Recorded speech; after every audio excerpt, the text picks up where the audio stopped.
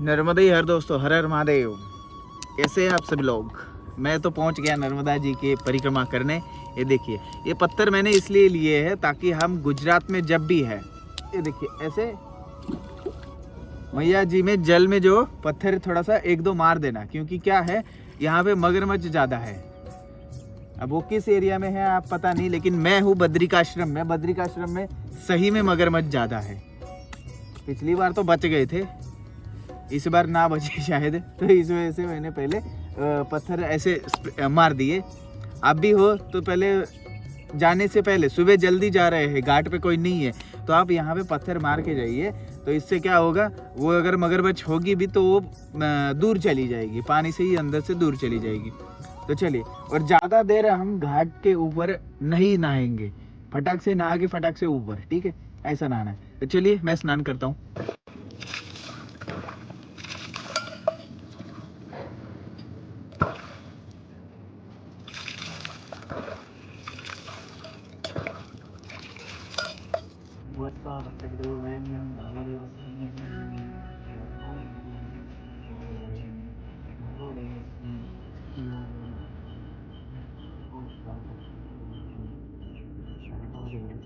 मार्कंडेय जी ने कहा है, माता नर्मदा जी के सिर्फ दर्शन मात्र से कल्याण हो जाता है प्राणी का। तो ये दर्शन कर लीजिए आप, और आप अपना कल्याण कर लीजिए। इस कलयुग में ये जो युग है उपकरणों का, उसके हिसाब से हम बहुत नसीब वाले हैं, जो कि हमें मोबाइल में घर बैठे ही हमको दर्शन हो पाते हैं। अगर मैं भी अगर रहता हूँ घर पे तो कोई ना कोई दर्शन करा ही देता है। तो आज मैं निमित्त बना हूँ, तो आप दर्शन कर लीजिए। वो देखो मछलियाँ कितनी सारी है। हम हैं बद्रिकाश्रम में। बद्रिकाश्रम से हम यहाँ से परिक्रमा संकल्प ले रहे हैं। देखिए ऊपर देखिए बद्रिकाश्रम, ये घाट टूट गया है और बहुत भयानक सा मंजर है थोड़ा सा। ये देखिए घाट टूटने के बाद में, लेकिन ठीक है, जैसी मैया की इच्छा। पहले मैं संकल्प पूजा करूँगा, फिर उसके बाद में हम चलेंगे ऊपर। संकल्प पूजा में हम निवेदन करेंगे माता जी से कि इस साल मेरी परिक्रमा सुरक्षित तरीके से पूरी करवा दे, और अपने साथ जितना समय हो सके मुझे बिताने का मौका दे, और जो भी अच्छे कर्म हैं वो करने का मौका दे, और जितने हो सके उतनी सेवा मेरे से हो जाए उनकी, ये मैं निवेदन करूँगा उनसे। तो चलिए संकल्प पूजा करके हम ऊपर चलते हैं। हमें पूजा करने में थोड़ा सा समय लगा। देखिए सूरज भगवान भी आ चुके हैं, इनको भी जल चढ़ा के हम चलते हैं आगे। और एक चीज़ दिखाता हूँ आपको, ये देखिए तीनों जो काले कुत्ते हैं ये है आश्रम के हैं। ये अभी यहाँ पे आए हैं, साधुओं के पीछे आए थे। ये देखिए दो इधर बैठे हैं अभी। एक वाला तो बिल्कुल काला है, बिल्कुल वो वाला शायद बैठा हुआ, वो वाला बैठे वाला वो बिल्कुल काला है। बाकी तो ये दोनों थोड़ा सा सफ़ेद भी है। चलिए इनको इनका आनंद लेने दीजिए, अपन चलते हैं। नर्मदा हर दोस्तों, हर हर महादेव। मैं बद्रिकाश्रम की महिमा बताता हूँ और बद्रीनाथ जी के दर्शन कराता हूँ यहाँ पे। ये देखिए, ये स्वामी महेश्वरानंद जी है, महामंडलेश्वर। यही यहाँ पे आए थे पहली बार। ये वन हुआ करता था पहले नर्मदा जी के किनारे, बहुत बिकट वन। यहाँ पे आदिवासी समाज रहता था, अभी भी रहता है वैसा। उन्होंने यहाँ पे बद्रिकाश्रम मंदिर की स्थापना की, और नर नारायण तीर्थ है वैसे तो ये। नर नारायण जी बद्रिकाश्रम से आए थे यहाँ पे तपस्या करने। नारायण जी की मूर्ति देखिए कितनी सुंदर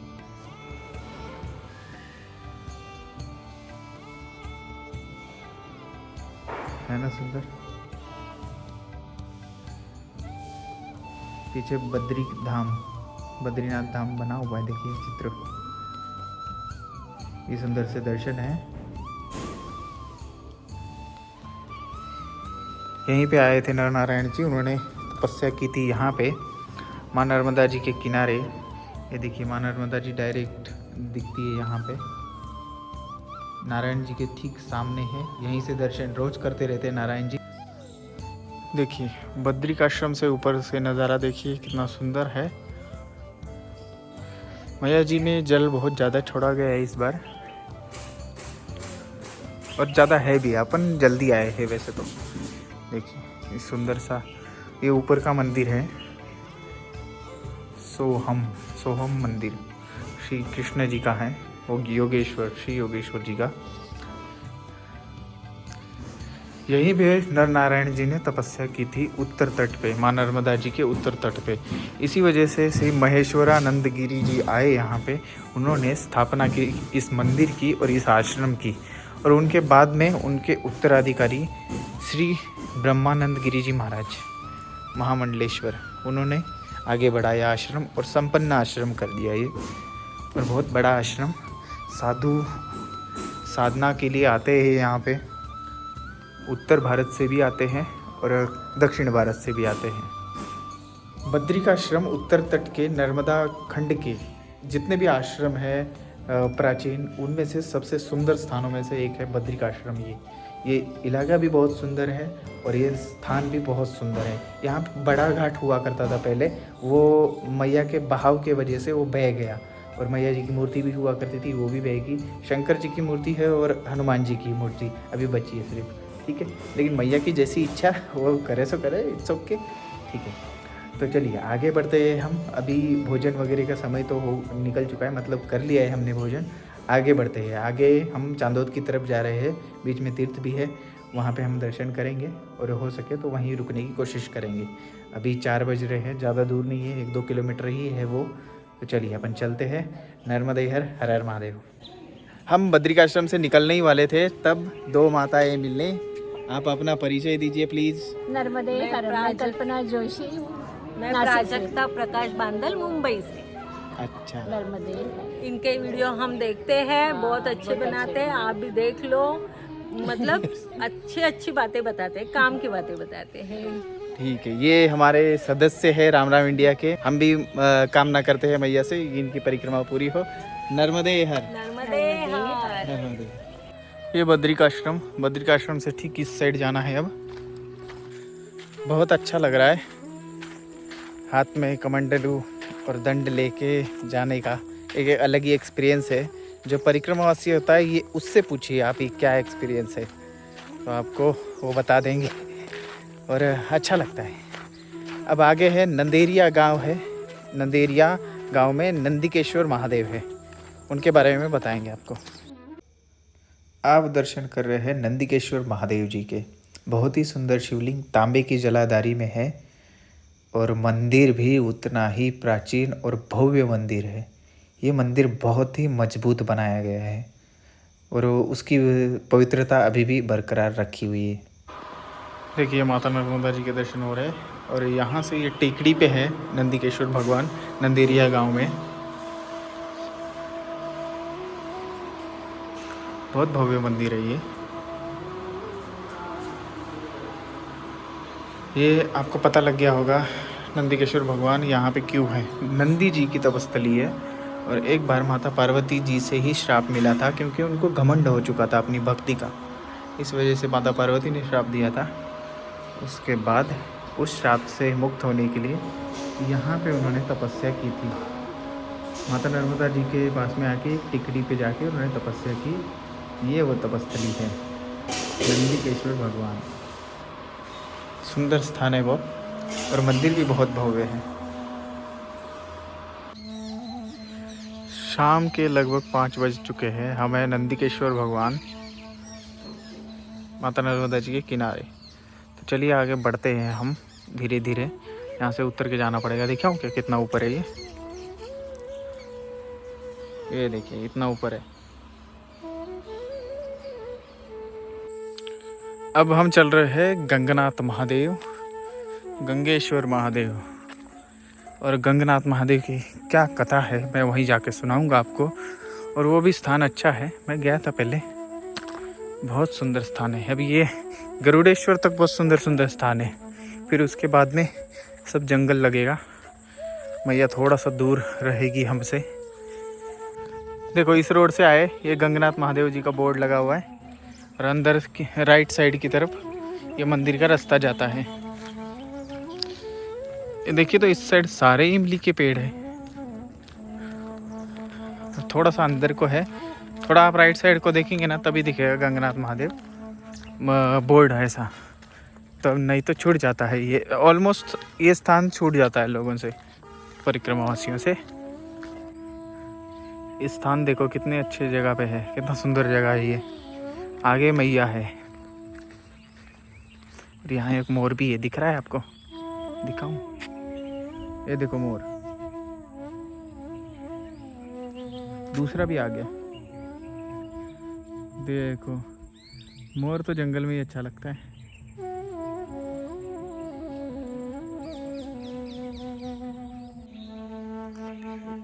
ये देखिए, ये है गंगनाथ महादेव जी का परिसर और ये है गंगनाथ महादेव मंदिर।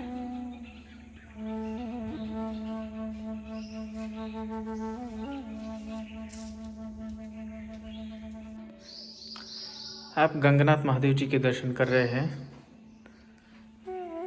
ये देखिए, ये है गंगनाथ महादेव जी, आप दर्शन कर लीजिए, मैं कुछ बोलूँगा नहीं।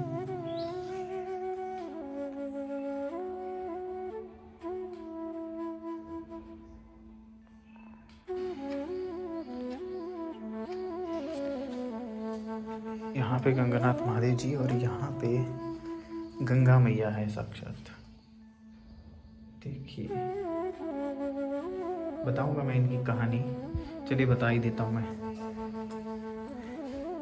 यहाँ पे गंगा जी का अवतरण होता है, गंगा जी आते हैं यहाँ पे गंगा दशहरे को, इसलिए ये गंगेश्वर महादेव है, गंगनाथ तीर्थ बोलते हैं।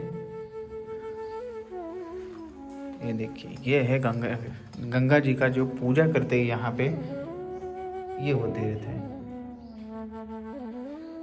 गंगा जी इसलिए यहाँ पे आते हैं ताकि वो जो लोगों के पाप धोते धोते खुद मलिन हो जाते हैं, तो वो धोने के लिए माता नर्मदा जी के पास में आते हैं, क्योंकि माता नर्मदा जी सबके पाप तो धोती है, उनके दर्शन मात्र से ही कल्याण हो जाता है, सब कुछ पाप मिट जाते हैं। इस वजह से माता गंगा भी यहाँ पे आते हैं, पाप अपने पाप जो जल उनका दूषित हो गया वो धुलवाने। तो ऐसा है नर्मदा जी का महिमा। और भी है यहाँ पे विष्णु जी की बहुत सुंदर मूर्ति है, वो दिखाता हूँ आपको। देखिए, विष्णु जी की सुंदर मूर्ति, दशावतार भी है यहाँ पे। इस साइड दिख रहे हैं आपको दशावतार, इस साइड 5 है, इस साइड 5 है, ऐसे दशावतार है ना सुंदर।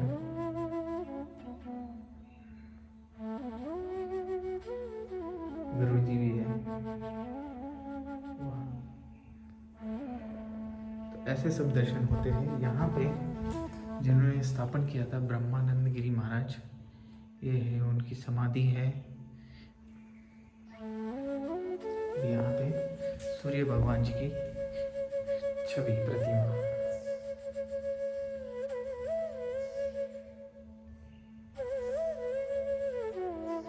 देखिए 7 घोड़े हैं, वो 2 ही पैर है, लेकिन वो मायने नहीं रखता, लेकिन है सूर्य भगवान है।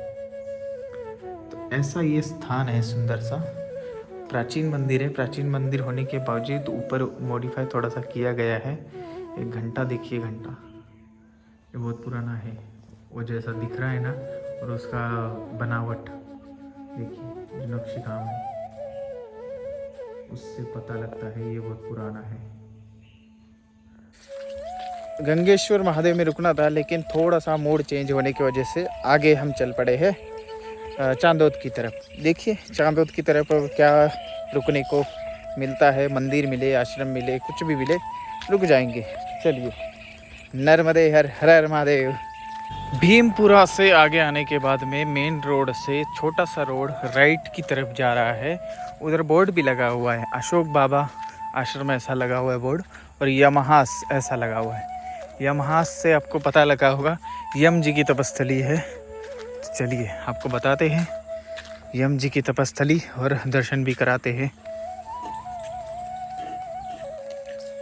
दोस्तों, अब मुझे ज़्यादा कुछ ना पब्लिक में रहना पसंद नहीं आ रहा। जहाँ पे ज़्यादा लोग हैं, जहाँ पे भीड़ भाड़ वाला इलाका है, नहीं आ रहा पसंद। और पता नहीं, अब मुझे एकांत में रहना है। मैया हो, मैं हूँ, और आप लोग हो। आप लोग तो क्या मतलब पर्सनली तो नहीं हो ना, वीडियो के वो तो बोला जा सकता है, और आपकी तरफ पहुंचाया जा सकता है। तो एकांत में रहना, और जहाँ तक मैं एकांत वाले ही जगह सारे ढूंढ रहा हूँ, तो ताकि मैं एकांत में रह सकूँ, सुबह शाम अपना स्नान ध्यान करके आनंद ले सकूँ। तो चलिए, एक यमास भी एकांत वाली स्थानों में से एक है। कोई आता नहीं, एक आधा भूला भटका आता है जिसको पता है। लेकिन चलिए, अब आपको भी पता है तो अगली बार आना तो आप भी आना, ठीक है। एक ऐसा आएगा, इधर भी ऊपर मंदिर है, लेकिन अपन को इधर नहीं, इधर जाना है। यमास इस साइड है। देखो ऐसा जाता है ये रास्ता, यमास मंदिर आगे है। हे बाप रे, ये देखो क्या है बना दिया। दोस्तों, माँ की कृपा कितनी होती है और कितनी क्विक होती है, देखना है आपको। मैं क्या बोल रहा था अभी थोड़ी देर पहले, भी देखा ना आपने कि मुझे एकांत वाला स्नान चाहिए और एकांत की ज़रूरत है मुझे, और मुझे एकांत ही चाहिए वैसे तो। देखिए कितना एकांत मिला है, आपको दिखाऊं क्या? दिखाता हूँ। देखिए, इधर से मैं आया, ओके, और ये रहा। जो भी रहते हैं यहाँ पे उनका होगा ये, लेकिन यहाँ पे कोई नहीं है, बिल्कुल ताले लगे हैं, ठीक है।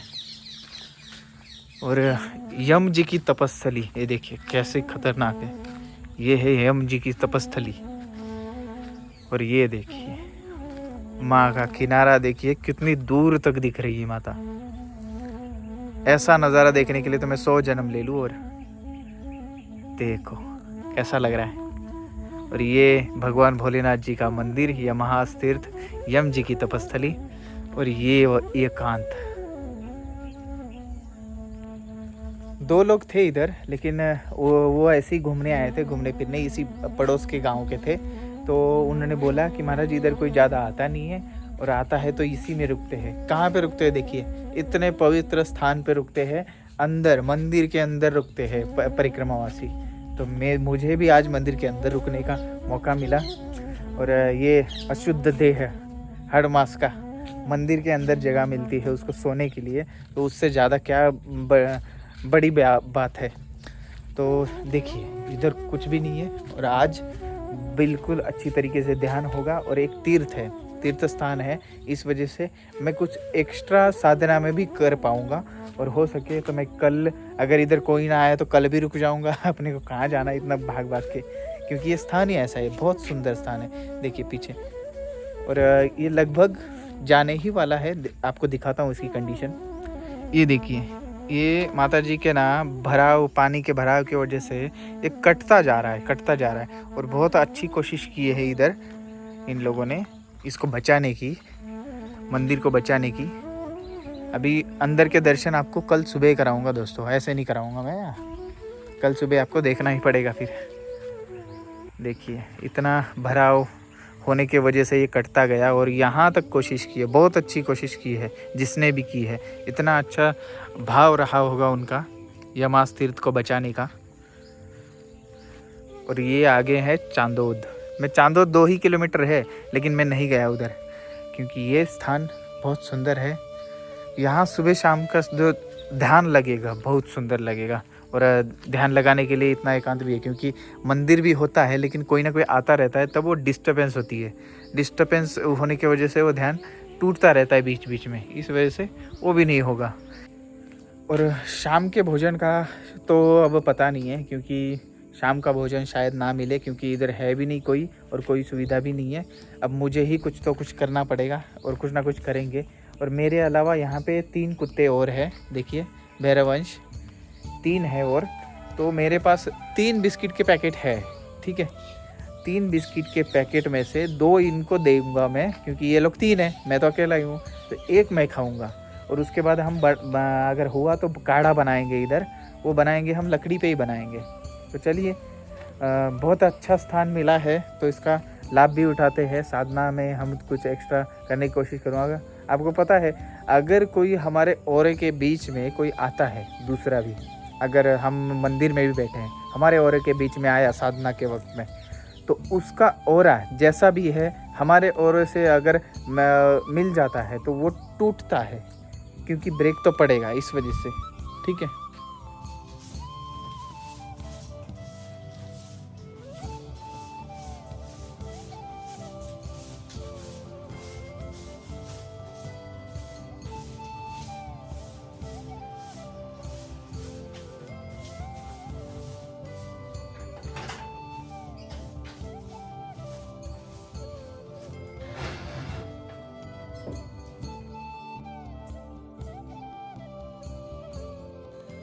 यहाँ लग चुका है हमारा आसन, ये देखिए, ठीक है। मेरी पूजा हो चुकी है और बिल्कुल अंधेरा हो चुका है और बाकी हम हैं और महादेव जी है और माता नर्मदा जी, ये देखिए ऐसा है हमारा आज का निवास स्थान। और चलिए बाहर दिखाता हूँ आपको, ये देखिए यहाँ पे 1 2 और 3 ये सिर्फ है और मैं हूँ। यहाँ पे बिल्कुल अंधेरा है, बाकी उधर अभी मैं बाहर की लाइट भी जला दूंगा, ये वाली। चलिए, है ना। और इधर से माता नर्मदा जी का डायरेक्ट दरवाज़ा खुलते ही, लेकिन सुबह वो दर्शन सुबह कराऊंगा, आप सुबह देखना। और एक बात मैं बताना चाहता हूँ, आप सुनिए एक बार। दोस्तों, ये जो परिक्रमा है हमारी, जो आधी रह चुकी थी परिक्रमा, पिछली बार आधी रह चुकी थी, मेरा हाथ टूट गया था, फिर हाथ टूटने के बाद मैं हिमाचल आया था, फिर घर गया था, ऐसा करते करते वो आधी रह गई थी। तो वो परिक्रमा हम पूरी करने के लिए, और वो परिक्रमा मानी नहीं जाएगी, ठीक है। अब वो परिक्रमा समझो कुछ भी नहीं हुआ, इसीलिए मैंने इस साल परिक्रमा उठाई है, ताकि मैं पूरी एक परिक्रमा करूं। चाहे आप उसको आधी रही वो बोल सकते हैं, या तो फिर पूरी दूसरी बोल सकते हैं, क्योंकि मैं जहाँ से उठाया बद्रिकाश्रम से, मेरे को वहीं पे आना पड़ेगा, तभी वो पूरी परिक्रमा मानी जाएगी। उसके बाद में ओंकारेश्वर जाना पड़ेगा, ठीक है, तभी वो मानी जाएगी। तो हम परिक्रमा दूसरी कर रहे, ऐसा समझो आप, ठीक है। और इसमें क्या है, मैं वीडियो सिर्फ ओमकारेश्वर तक ही बनाऊंगा, उसके बाद वीडियो नहीं बनाऊंगा, क्योंकि उसके बाद तो आपने देखा ही हुआ है पिछली परिक्रमा में सारा। तो फिर इस वजह से ओमकारेश्वर तक वीडियो बनाऊंगा और आपकी ये वीडियो रूपी मानसिक जो परिक्रमा है वो पूरी हो जाएगी। और आप प्लेलिस्ट में जाएंगे ना, दूसरी परिक्रमा जो है उसमें सारी ये कंटिन्यू मिल जाएगी आपको। ये अब जो डेट, मतलब समझ लो 70 दिन हुए थे उस परिक्रमा के, तो ये वाला 71वां दिन होगा, ठीक है। ऐसा मैं डाल के वो कंटिन्यू करूँगा, वो आपकी टूटेगी नहीं। आपको अगर पूरी देखनी है तो आप प्लेलिस्ट में जाके चैनल पे परिक्रमा 2 देख सकते हैं, तो वो आपको पूरी कंटिन्यूटी में 1 2 3 4 ऐसे दिख जाएंगी। तो इसीलिए मैं कंटिन्यूटी में डाल दूंगा। ओमकारेश्वर के बाद मैं नहीं वीडियो बनाऊंगा, क्योंकि उस टाइम फिर वीडियो बनाने का कोई मतलब नहीं बनता। मैं अपनी परिक्रमा फिर आराम से पूरी कर लूँगा, वो बाकी जो बची है ओमकारेश्वर टू बद्रिकाश्रम, ठीक है। तो वो बिना वीडियो की होगी और मैं सिर्फ वीडियो ओमकारेश्वर तक ही बनाऊँगा। आज का भोजन है बिस्किट का पैकेट, ठीक है। और 2 बिस्किट के पैकेट मैंने कुत्तों को डाल दिए हैं, शॉन को, सॉरी। तो फिर उन्होंने खा लिए हैं। अब मैं ये खा के सो जाऊंगा और कल सुबह उठेंगे। फिर कुछ देर में मोबाइल में एडिटिंग वगैरह करूंगा, फिर उसके बाद में अपना सब कुछ हो चुका है, पूजा पाठ और माला भी कर ली है मैंने, तो सब कुछ हो गया है अब। और यहाँ पे लग कैसा रहा एक्सपीरियंस बता दूँ मैं। काफ़ी दिनों बाद एकांत कैसा होता है महसूस हुआ मुझे, काफ़ी दिनों बाद, क्योंकि बहुत कुछ हो रहा था। मैं जब लोगों में रह रहा था, एक चिड़चिड़ापन भी आ रहा था, लोग भी बोल रहे थे चिड़चिड़ा थोड़ा सा हो गया है, चिड़चिड़ापन आ रहा था, तो थोड़ा सा माइंड इसमें उलझ गया था इन चीज़ों में। लेकिन अब थोड़ा सा शांत हो रहा हूँ। एकांत क्या होता है अभी समझ में एकदम से लगा कि हाँ, एकांत में रहते थे हम, वो कहाँ चला गया, मैं वो आदत कहाँ चली गई, दिमाग उस लेवल से कब नीचे उतर गया तेरा, ऐसा लगा मुझे एकदम से।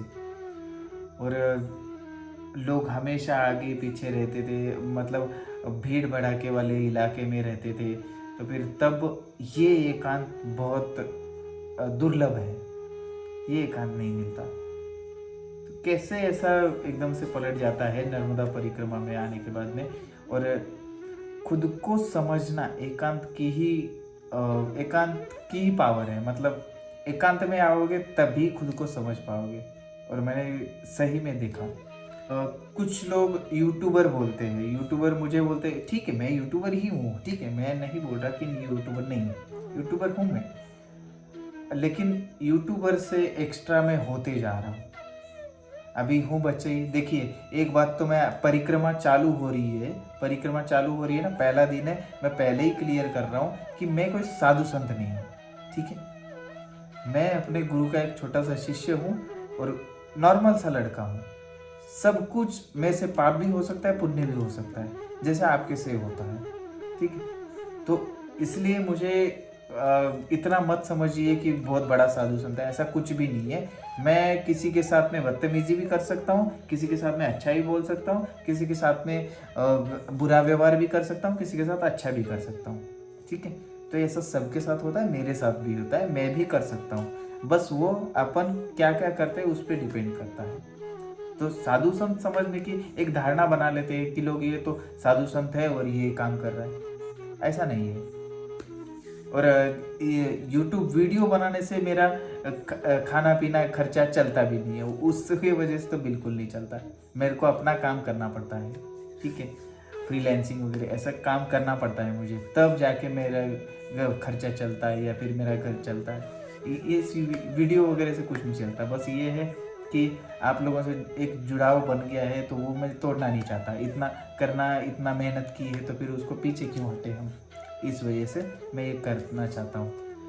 तो ये बातें हैं, ये सब मुझे अब धीरे धीरे अब और ज़्यादा। अब क्या होता है, परिक्रमा का पहला दिन था तो इतना कुछ मैं एकदम से उस स्टेज पे जहाँ से छोड़ के आया था, एकदम से धड़ाम से उस स्टेज पे आ गया। अब आगे उसके आगे का प्रोसेस होगा, मतलब और जाना है आगे मुझे। इस बार मुझे बहुत साधना कड़क करनी है, साधना कड़क करनी है, और अध्यात्म में थोड़ा परिपक्व, साधना में थोड़ा परिपक्व होना है, ठीक है। और आप ये मत समझिए, कुछ लोग तो बोलते हैं सारी टाइम तो वीडियो बनाता रहता है तो साधना कब करता है। जितनी देर की वीडियो होती है, आधे घंटे की वीडियो होती है ना, तो आधा ही घंटा देता हूँ मैं उसको, मतलब दिन भर में आधा घंटा तो कोई भी निकाल लेता है, आधा घंटा तो कैसे भी निकल जाता है। कुछ लोग तो आधा घंटा ऐसे पान तंबाकू खाने में निकाल देते हैं, तो मैं इसमें निकाल देता हूँ। तो ये मत समझिए कि मेरे को इस वजह से लेट है, इस वजह से बहुत ज़्यादा टाइम, मेरे को कुछ भी टाइम नहीं लगता, क्योंकि उतना तो एक्सपर्ट हूँ मैं वीडियो एडिटिंग में वगैरह, ये सब सारी चीज़ें एडिट करने में, ठीक है। तो मेरी साधना की चिंता ना करें जो भी करते हैं। और बाकी तो आप सभी लोग इतना प्यार देते हैं मुझे, तो ऐसा ही देते रहिए। मुझे भी लगता है कि एक मेरा बहुत अच्छा परिवार है और आप मेरे साथ चलते हैं, इस वजह से यही प्यार बरकरार रखिए। प्राणियों की सेवा करते रहिए, पेड़ पौधों का ध्यान रखिए, उनको बड़ा करिए, और जल को स्वच्छ रखने की कोशिश करिए। जल को स्वच्छ रखिए, कोशिश क्या करिए, रखिए। तो चलिए, कल मिलता हूँ, परिक्रमा में ही बने रहिए मेरे साथ। राम राम इंडिया, नर्मदे हर हर महादेव।